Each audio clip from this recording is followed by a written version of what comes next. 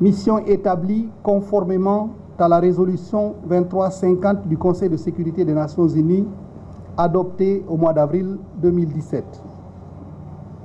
Distingués invités, mesdames et messieurs, c'est grâce à votre dévouement, à votre engagement sans relâche et à votre accompagnement de tous les instants qu'Haïti peut aujourd'hui se réjouir d'un contexte national plus stable et sécurisé qui rend possible cette nouvelle étape de l'appui des Nations Unies au pays, appelée à être conduite par la mission des Nations Unies pour l'appui à la justice en Haïti, en abrégé MINUJUST, mission qui fonctionnera, qui travaillera en collaboration étroite avec les autorités haïtiennes et l'équipe pays des Nations Unies en Haïti.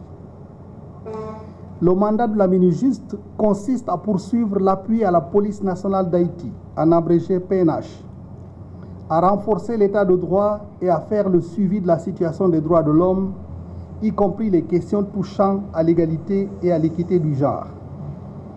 En tant que représentant spécial adjoint du secrétaire général des Nations Unies, coordonnateur du système des Nations Unies en Haïti, coordonnateur humanitaire et chef ad intérim de la mission des Nations Unies pour l'appui à la justice en Haïti, MINUJUST, c'est un honneur de travailler avec vous dans cette étape cruciale qui doit servir de transition vers le développement durable de ce beau pays. Je reste persuadé qu'Haïti saura saisir l'opportunité offerte par le déploiement de la MINUJUST pour consolider la stabilité politique acquise ces dernières années afin d'ouvrir la voie à un avenir démocratique, stable et prospère pour tous les Haïtiens et toutes les Haïtiennes. Excellences, Monsieur le ministre des Affaires étrangères, Excellences, Monsieur le représentant spécial du chef de l'État, distingués invités, il convient de rappeler ici que la préservation des acquis en matière de sécurité, de stabilité politique et de consolidation de la démocratie revient en priorité aux autorités nationales d'Haïti et au peuple haïtien.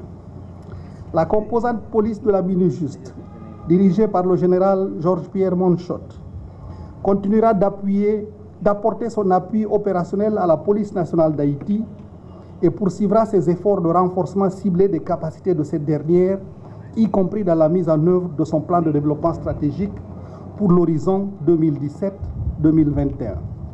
Pour ce faire, la composante police de la MINUJUST disposera de 7 unités de police constituées, en abrégé UPC, pour un total de 980 policiers qui seront commis aux tâches de maintien d'ordre, dont 3 de ces unités seront basées dans la région du Grand Port-au-Prince et 4 en province.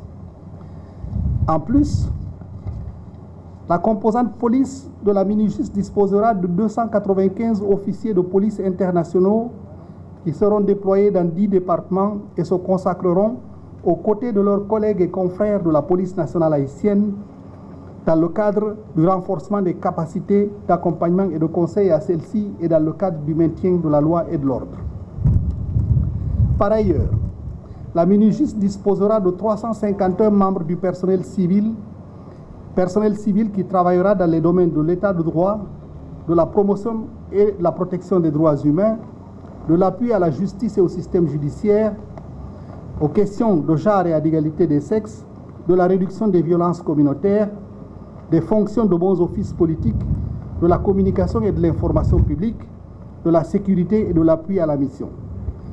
La composante civile de la mission, qui est constituée à parts égales de personnels nationaux et internationaux, travaillera de concert avec les institutions nationales haïtiennes, des organisations de la société civile, du secteur privé, des organisations et partis politiques, des médias, dans la mise en œuvre du mandat de la mission. Excellences, Monsieur le ministre, Monsieur le représentant spécial du chef de l'État, distingués invités, Mesdames et Messieurs. En conclusion, permettez-moi de partager avec vous le message du secrétaire général des Nations Unies sur l'établissement de la MINUJUST, message que je lis comme suit. Je cite. Le secrétaire général des Nations Unies, M. Antonio Guterres, se félicite du début des activités de la mission des Nations Unies pour l'appui à la justice en Haïti, en abrégé MINUJUST, aujourd'hui, après la fin du mandat de la MINUSTA, intervenu le 15 octobre 2017. La fermeture de la MINUSTAH témoigne des progrès accomplis par Haïti en 13 ans. Le secrétaire général exprime sa gratitude aux personnels civils et en uniforme qui ont servi au sein de la MINUSTAH et à tous les pays contributeurs de troupes et de forces de police, la plupart étant représentés ici par leurs ambassadeurs. La création de la MINUJUST reflète l'engagement des Nations Unies à poursuivre son soutien à la consolidation de la paix et à la promotion de la stabilité politique en Haïti. La MINUJUST assistera le gouvernement haïtien à renforcer les institutions de l'État de droit, à continuer de développer les capacités de la police nationale et de promouvoir les droits de l'homme. La police nationale haïtienne pourra compter sur le soutien opérationnel de la MINUJUST en tant que de besoin pour maintenir l'ordre public et le respect de la loi sur l'ensemble du territoire d'Haïti. Le secrétaire général est confiant que le peuple et le gouvernement haïtien travailleront en étroite collaboration avec la MINUJUST et la famille élargie des agences, fonds et programmes du système des Nations Unies en Haïti afin de mettre en œuvre ensemble les priorités communes établies sur la base de la résolution 2350 du Conseil de sécurité et qui sont reflétées dans le programme de développement durable à l'horizon 2030. Je vous remercie de votre aimable attention. Au cours de cette période, des avancées significatives ont été enregistrées dans le cadre des objectifs prioritaires qui lui ont été assignés par la résolution 1542 de 2004 du Conseil de sécurité, à savoir la sécurité et la stabilité, l'appui au processus politique et la construction de l'État de droit et la promotion des droits de l'homme. La société haïtienne bénéficie actuellement d'un environnement sécuritaire global stable, de climat politique apaisé et d'institutions démocratiques fonctionnelles. La police nationale d'Haïti a réalisé des progrès indéniables tant au niveau de l'augmentation de ses effectifs que de sa professionnalisation. Des élections crédibles ont été tenues à tous les niveaux de l'échiquier politique. Cependant, ces progrès relatifs ne sauraient nullement constituer pour nous des acquis définitifs, car les causes profondes de l'instabilité politique et sociale dans notre pays sont loin d'être dissipées. Un combat incessant doit être mené pour changer les conditions révoltantes dans lesquelles vit encore la majorité de nos compatriotes, pour faire reculer la corruption et pour redonner l'espoir à toute une population. L'apport de nos partenaires internationaux sera hautement utile pour appuyer les efforts nationaux. À cet égard, la coopération avec le système des Nations Unies, basée dorénavant sur les priorités définies par le gouvernement, doit être élargie et surtout mieux adaptée au contexte actuel et centrée sur les besoins réels du pays. Au moment de l'ouverture de la mission des Nations Unies pour l'appui à la justice en Haïti, MINUJUST, le président de la République, son Excellence, M. Jovenel Moïse, le Premier ministre, Dr Jacques Guy Lafontan, et moi-même sommes pleinement conscients des multiples défis à relever. C'est pourquoi le gouvernement s'évertue d'une part à s'attaquer aux problèmes conjoncturels afin de trouver des solutions ponctuelles aux urgences de l'heure et d'autre part à jeter les bases pour une transformation profonde du pays à travers des réformes structurelles.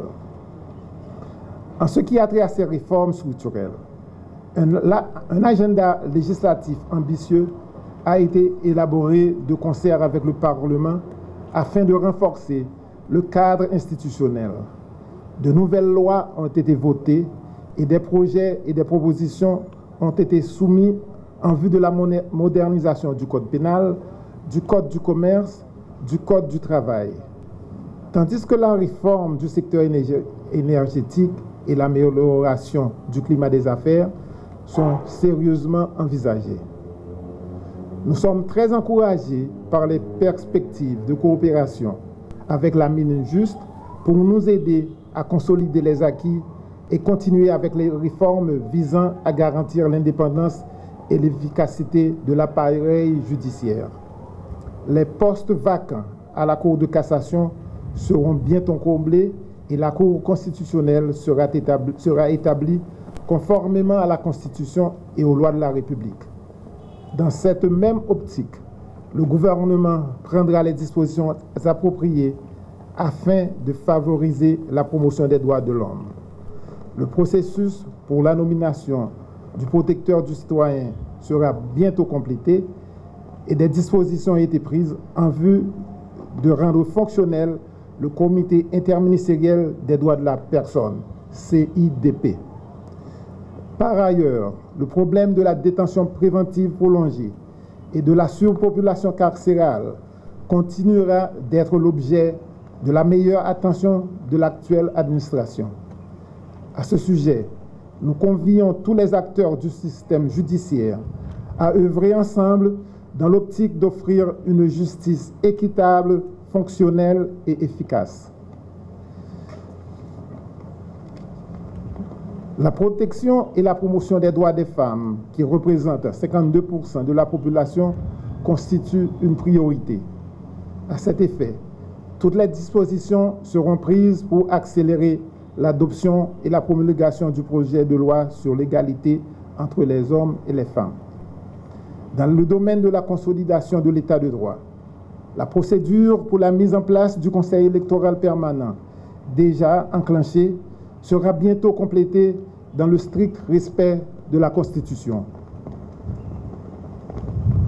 Mesdames, Messieurs, alors que la mini-juste se déploie dans le pays, le gouvernement remercie une fois de plus les Nations Unies pour leur appui continu au peuple haïtien. C'est le moment également de tirer les leçons nécessaires des expériences enregistrées au cours des 13 dernières années. Je veux me référer aux expériences peu louables enregistrées au cours des 13 dernières années. Je veux me référer notamment aux cas d'abus sexuels. Des règlements d'engagement stricts doivent être mis en place pour favoriser l'implémentation de la politique de tolérance zéro prônée par le secrétaire général. La question du choléra ne saurait être non plus passée sous silence. Le gouvernement s'attend à ce que tout soit mis en œuvre pour que la responsabilité évidente d'aider Haïti à vaincre l'épidémie et à construire des systèmes d'adduction d'eau, d'assainissement et de santé robustes devienne une réalité. La mise en application intégrale de la nouvelle approche proposée par le secrétariat général et adoptée par l'Assemblée générale ne peut plus attendre, car le nombre de victimes, environ 10 000, continue d'augmenter en dépit d'une certaine diminution du taux d'incidence épidémiologique. Monsieur le secrétaire général ou le représentant spécial adjoint du secrétaire général, Monsieur le représentant spécial du président de la République, Mesdames, Messieurs, chers compatriotes, le relèvement d'Haïti est une tâche qui incombe d'abord aux Haïtiens. Le peuple haïtien est plus que jamais déterminé à prendre son destin en main. L'administration Moïse Lafontaine travaille sans relâche à la création des conditions permettant au pays de passer d'une logique d'assistance à une logique de développement durable. Pour atteindre ce noble objectif, la contribution de toutes les filles et tous les fils d'Haïti, quelle que soit leur appartenance idéologique, est essentielle. Aucun sacrifice ne doit être trop grand pour les acteurs économiques, politiques et sociaux quand il est question de travailler au bien-être collectif. La mise en place des conditions propices à l'avènement de cette nouvelle ère à laquelle nous aspirons tous passe nécessairement par l'établissement d'un dialogue ouvert et inclusif entre les forces vives de la nation. Comme l'a promis le président de la République le 21 septembre 2017 à la tribune des Nations Unies, les États généraux sectoriels seront incessamment lancés en vue d'instaurer la stabilité requise pour entreprendre un programme de développement économique et social sur une période de 25 ans au moins. C'est seulement par l'établissement de la paix sociale à travers un consensus national pour le développement durable, que notre pays retrouvera toute sa fierté. Enfin, le gouvernement renouvelle l'engagement d'Haïti à coopérer pour la pleine réussite de cette nouvelle mission. Il ne me reste plus qu'à souhaiter bon succès à la mine juste. Je vous remercie.